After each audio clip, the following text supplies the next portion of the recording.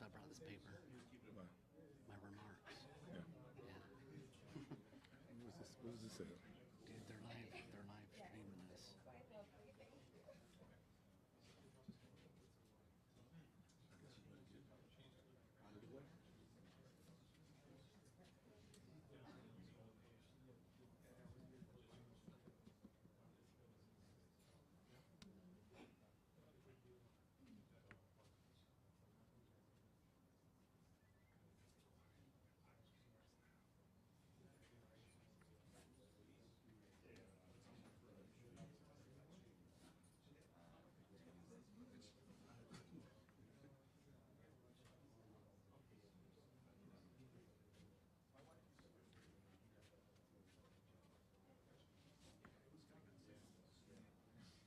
Mm-hmm.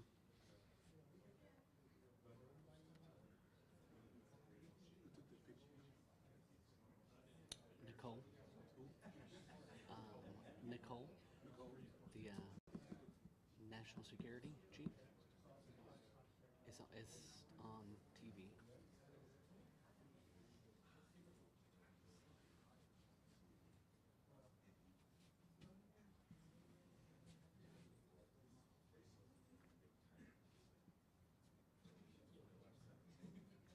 Did you get to check out?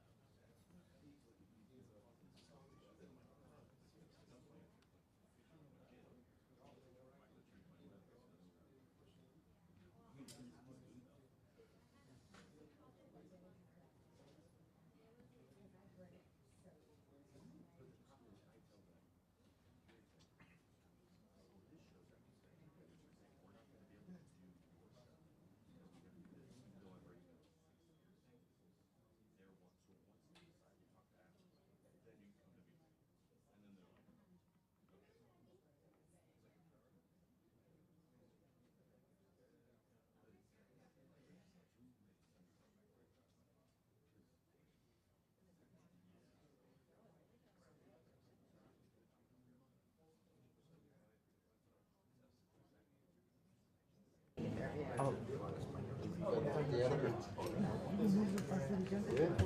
know scripts over 5 minutes to edit it. Right. Oh, the amount of times I have to do But I'm like, learning from the master here.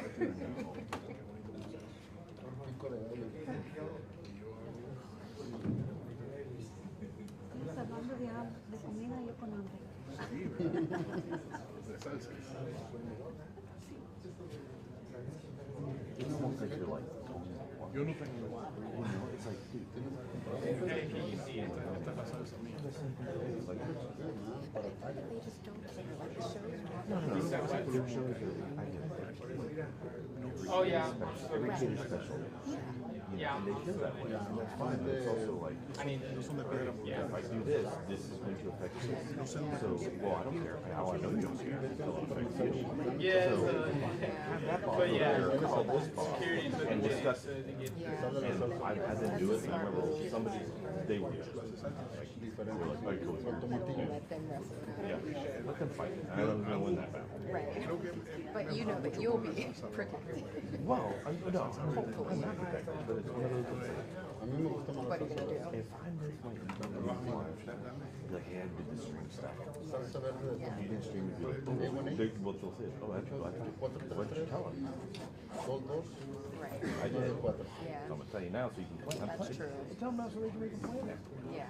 Yeah. Figure it out. Do it. Or just have them pull sound bites from this thing for the previous and everything. I gotta make a script. Yeah. I told them, nobody writes for me. I write for me. Yeah.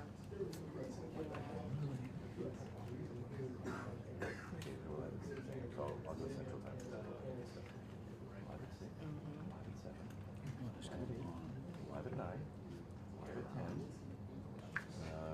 Didn't do an 11 when I actually get to grab something in the slots to use the restroom. Yeah. Wrote the script, and they're like press conference. I'm like, okay, let's guess what we're gonna say based on this because I had like some new recordings we did make a call. I was like, wow. You sound by then? Our guy got, I think everybody got. Nosotros somos muchas salsas. So it's like, you know, we already sent it for that. Well, now we get to send this. It's like, we can do it.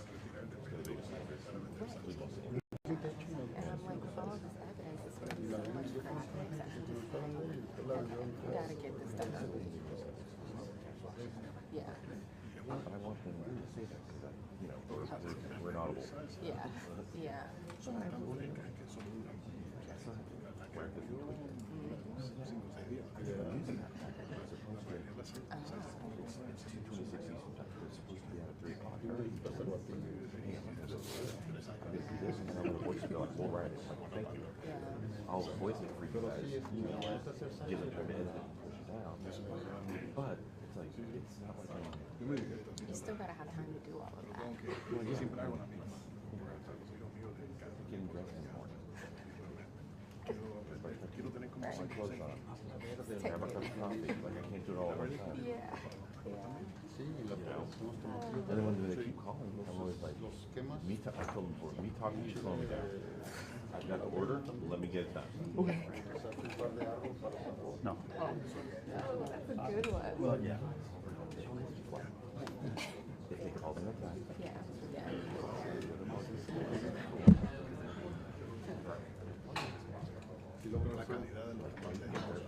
You'll get called to 6 o'clock. And then someplace that drives 2 hours. And still be up. Yep. And go all day. And then go all day.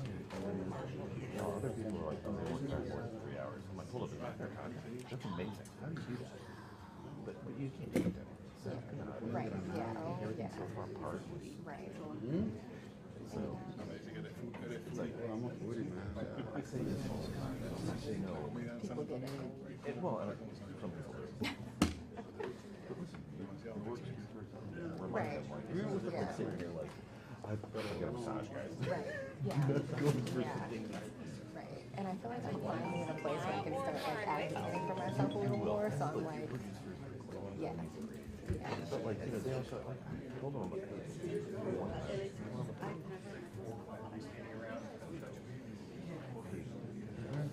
we'll read this. Okay. Hey, Yeah. we're at school or something, or like, we can't do that. They always have to can get letters.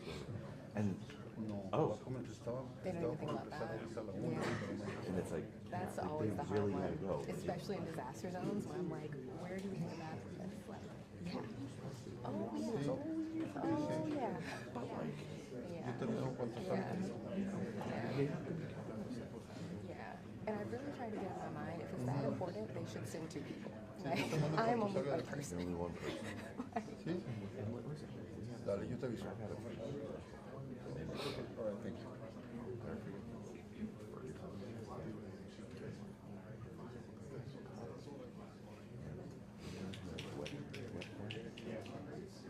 What's that for? Yep. What?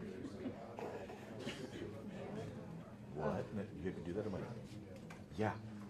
What do I have to do if I do? I'm like, that's a you question. That's not a me question. You gotta ask yourself that. Oh my. I'm like, Yeah, welcome to this ain't no hobby. Yeah. Like, this is a job. Like, Serious. you gotta figure it out. Because no, you're not gonna do it for me. Yeah, so I mean, That's why I'm finally feeling confident in it being like, okay, no, like, yeah. but we can do it. Right. Right. Because it's funny, sometimes I don't think about it. My career's not good. And I feel like that's where we luck out because the crews are unionized and they don't get that lunch break. And so it's like, hey, we gotta get the crew For out. us, they'll take the work. But still, like, stuff, I'm like, Yeah. I Yeah. don't know what to tell you. Like, Yeah. my guys gotta go. You gotta go.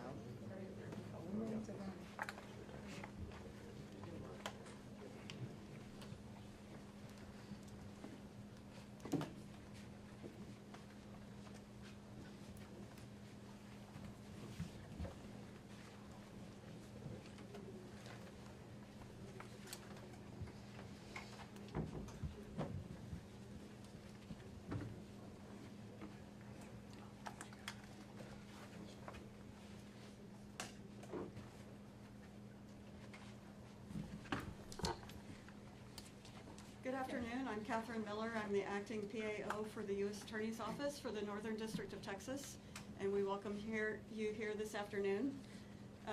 At the podium today is Nancy Larson, the acting U.S. Attorney for the Northern District of Texas, and she's joined by Joseph Rothrock, the Special Agent in charge of the FBI, Dallas.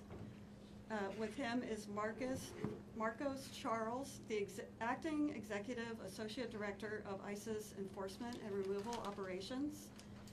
We also have Josh Johnson, the Acting Field Office Director, ERO Operations, Dallas Field Office.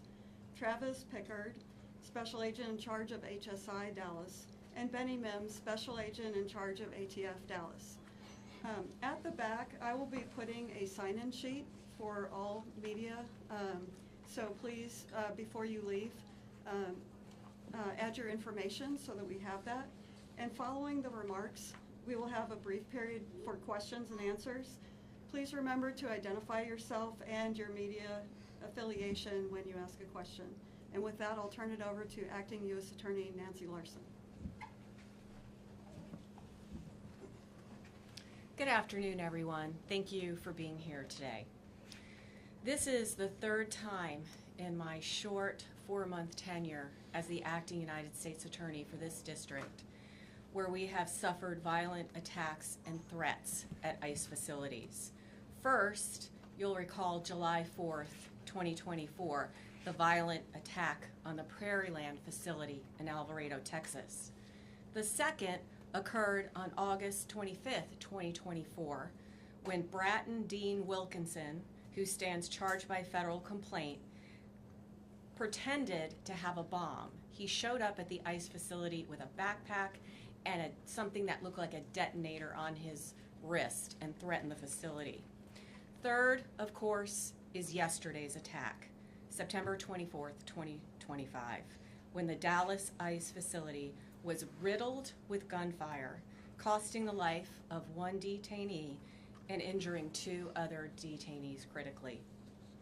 Initially, I want to commend the cooperation of the Dallas Police Department, the Dallas County Sheriff's Office, the FBI, the ATF, ICE, and HSI for their swift and decisive response to this crime.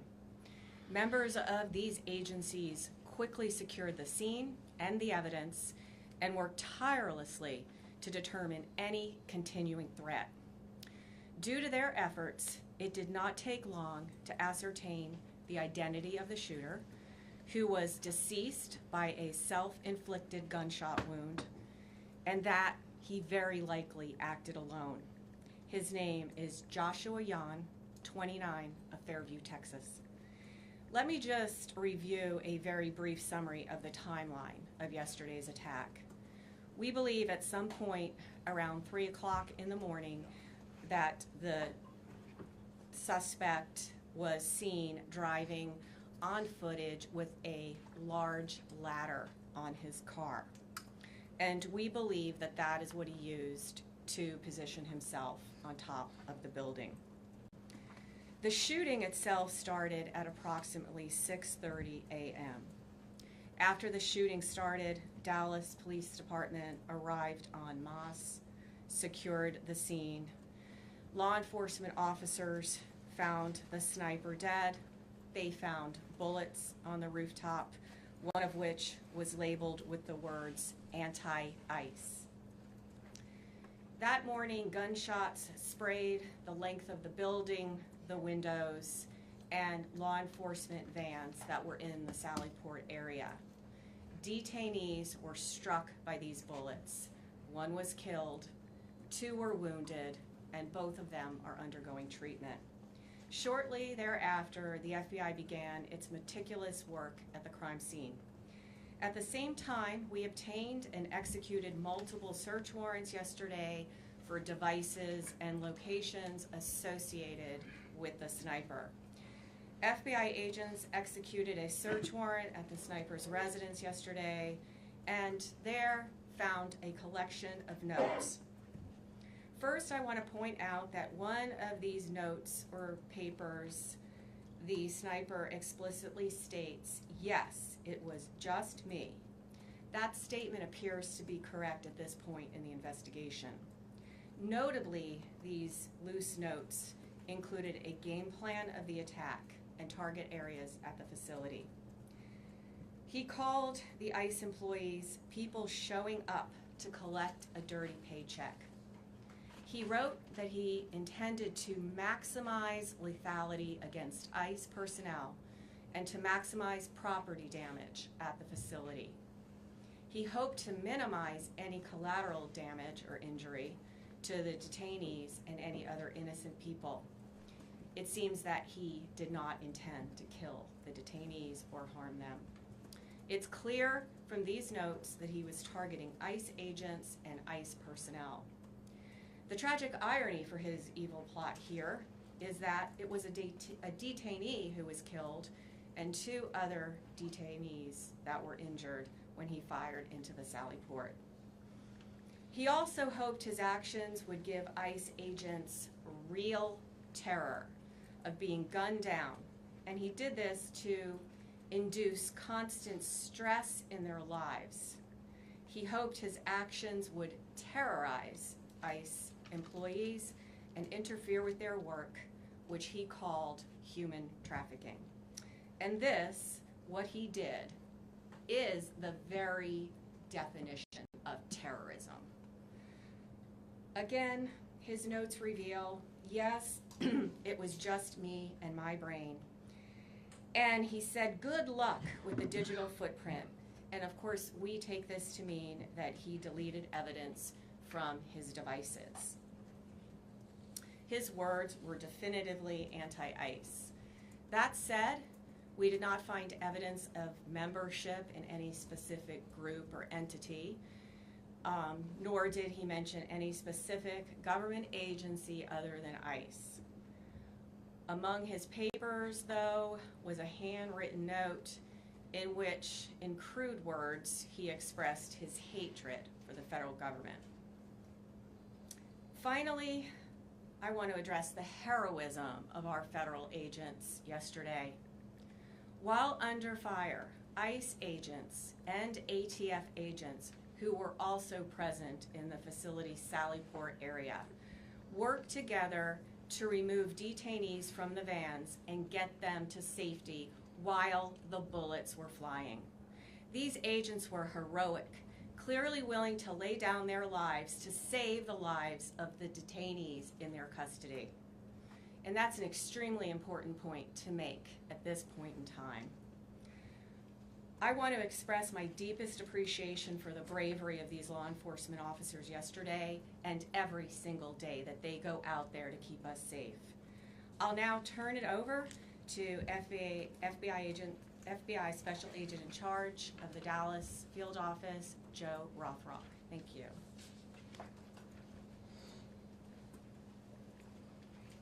Good afternoon.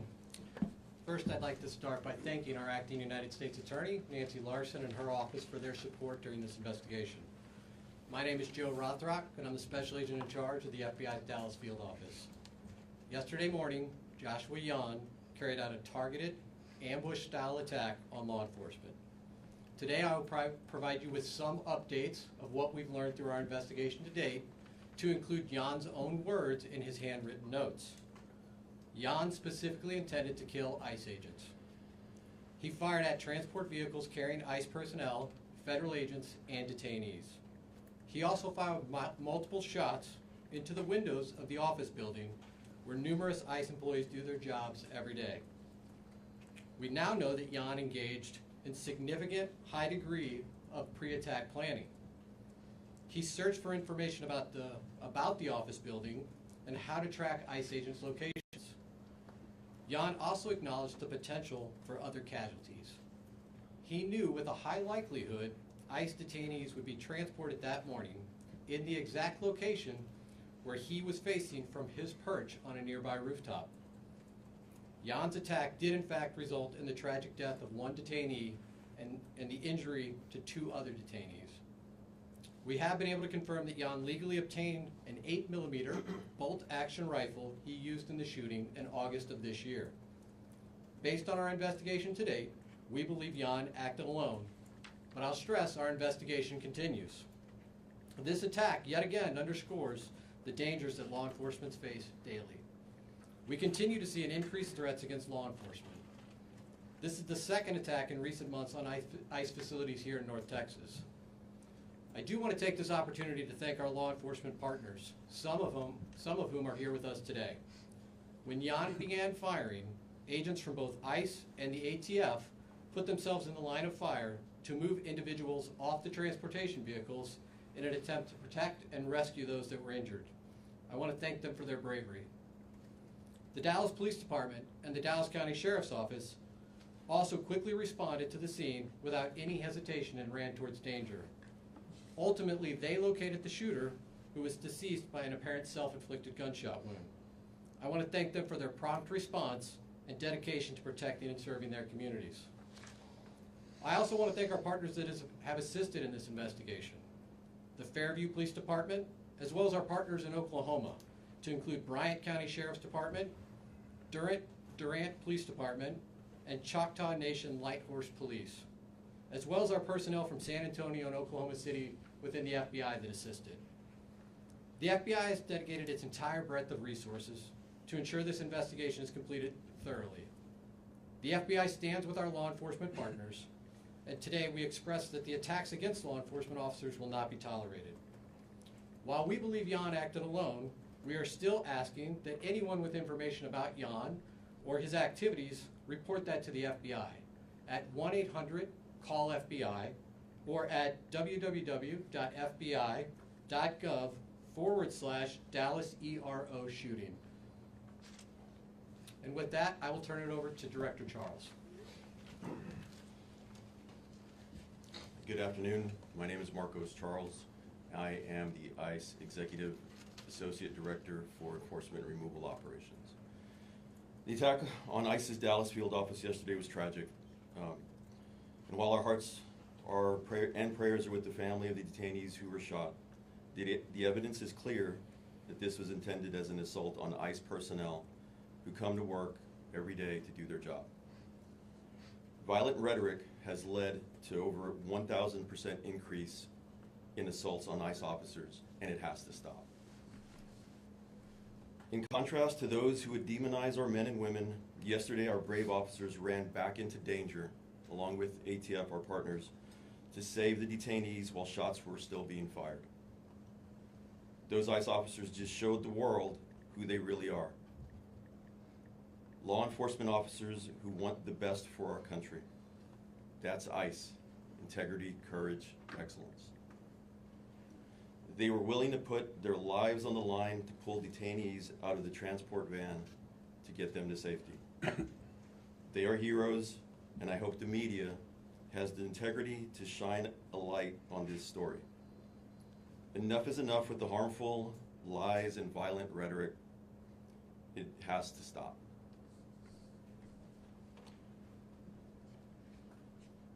The shooter used the ICE tracking apps.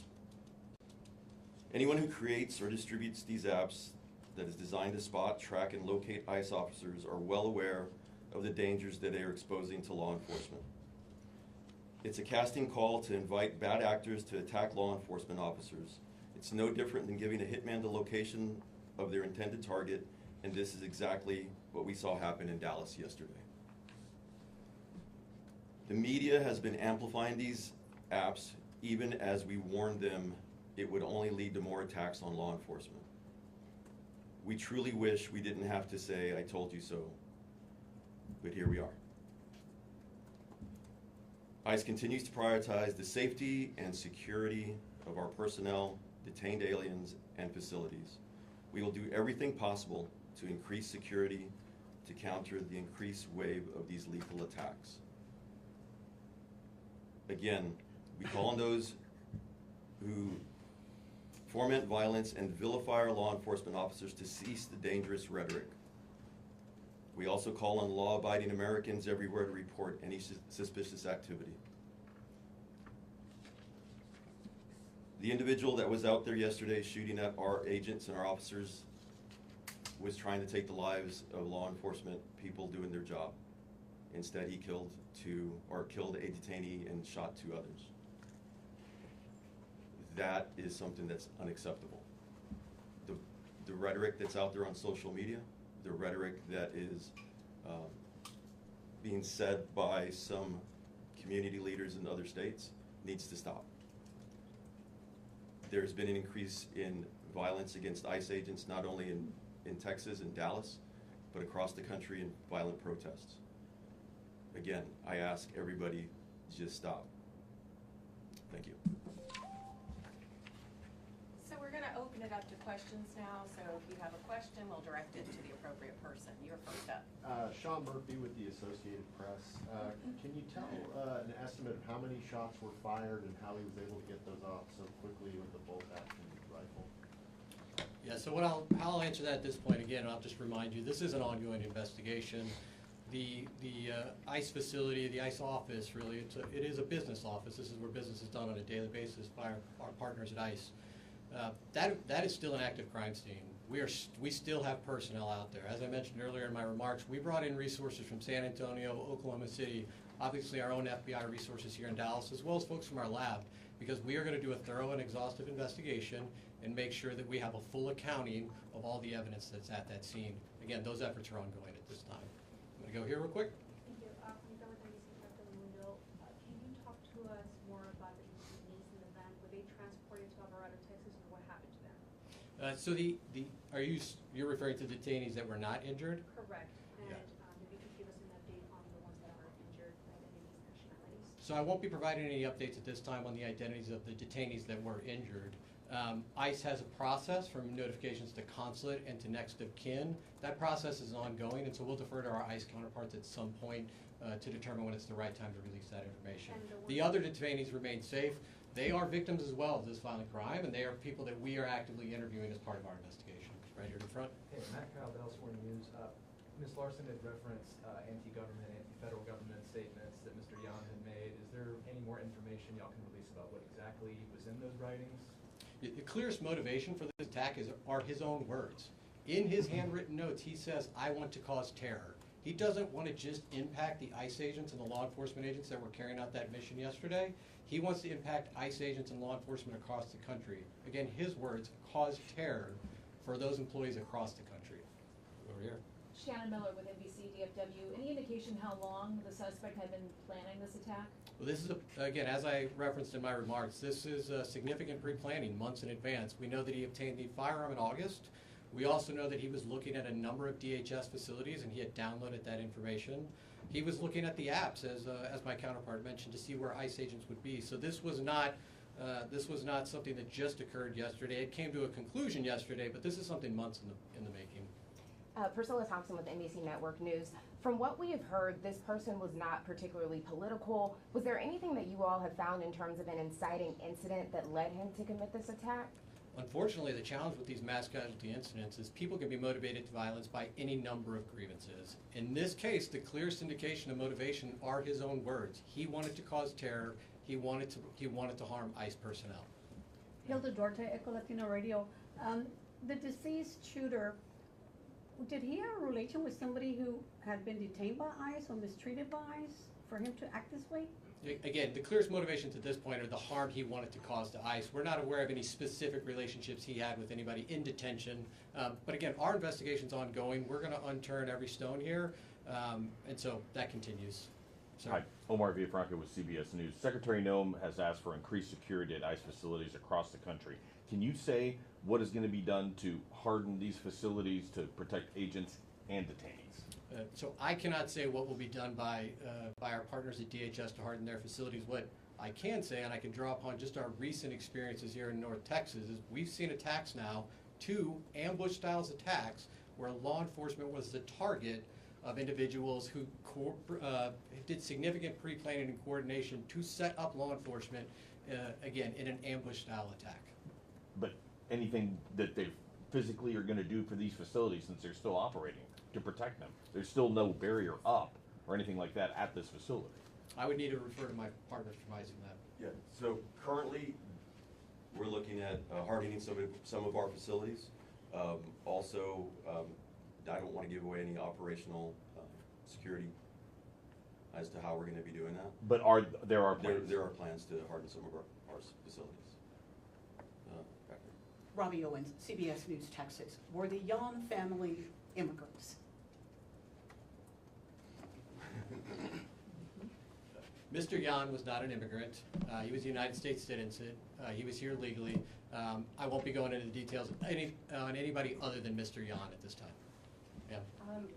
You talked a little bit about the ICE agents, or the agents that were there at the location that helped when shots were beginning to fire. Can you give us some more perspective on what the situation was with the detainees that were in the vans? Were they handcuffed? Were they shackled? Why weren't they able to get out of the vehicle by themselves? Again, these were individuals that were detained by law enforcement. There were multiple transport vehicles at the facility at that time. Again, what I would stress at this point is, under gunfire, multiple federal agents, ran into that fire to remove these individuals and to attempt to, render life-saving aid under, the most dire circumstances. So just for clarity, they were restrained. They were being, the individuals in the vans were being restrained. It's a proper procedure for transport. The individuals that are brave men and women that went out there to go help and rescue were the ones that were injured and could not leave the van on their own. And we know that that's common, because we've seen, obviously, transports before, so we just wanted clarity to understand why they weren't able to leave on their own. The other individuals that were in the van were able to leave on their own. It was the ones that were injured were unable to exit the vehicle. Sir? Yeah. Have you guys gotten any cooperation from the suspect's family and this idea that the anti-government, federal government attitudes, have any family members expressed any signs that we knew that this was happening, or was this just all kept to himself? Teaser.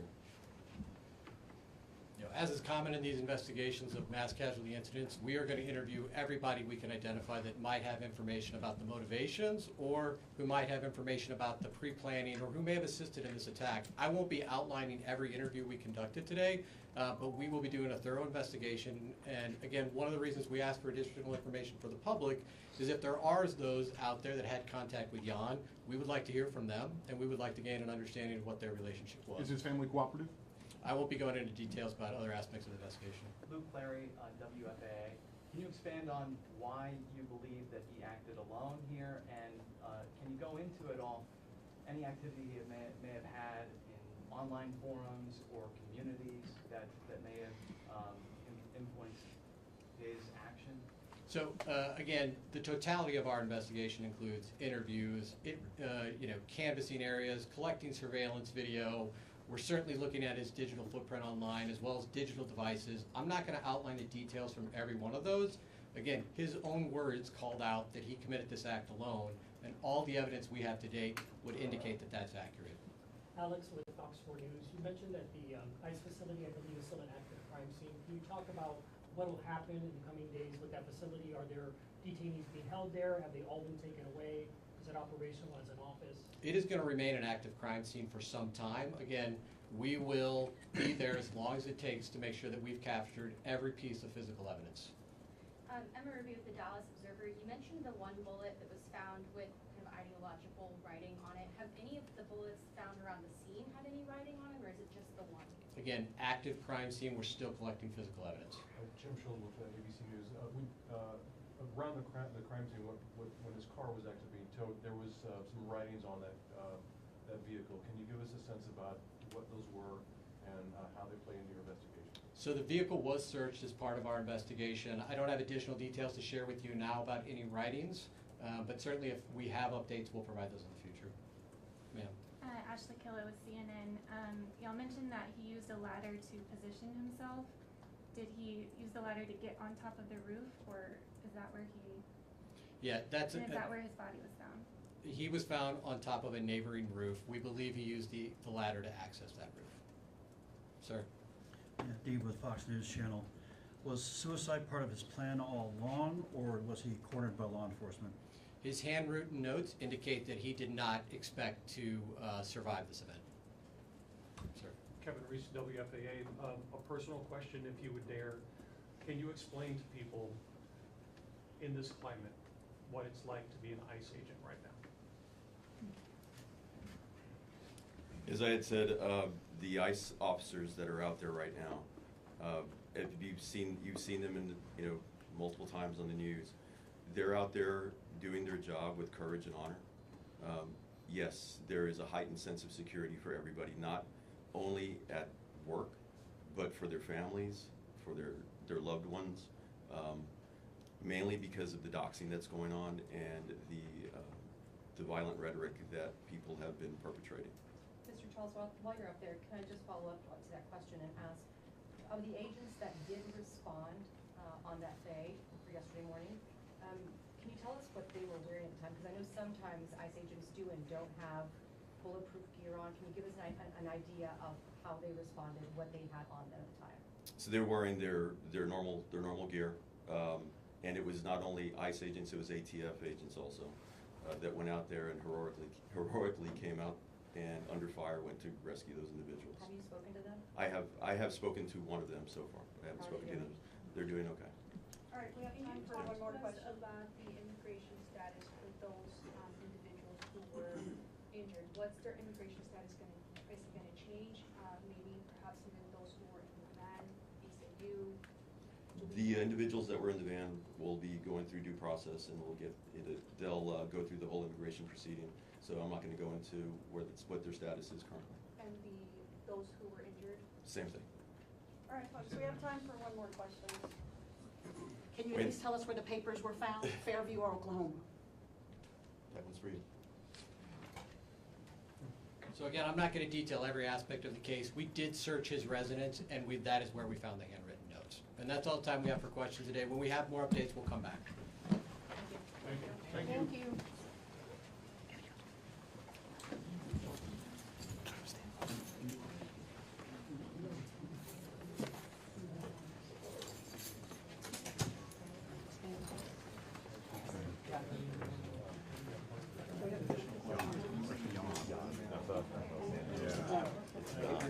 Thank you. I was just gonna remind you, I should have put this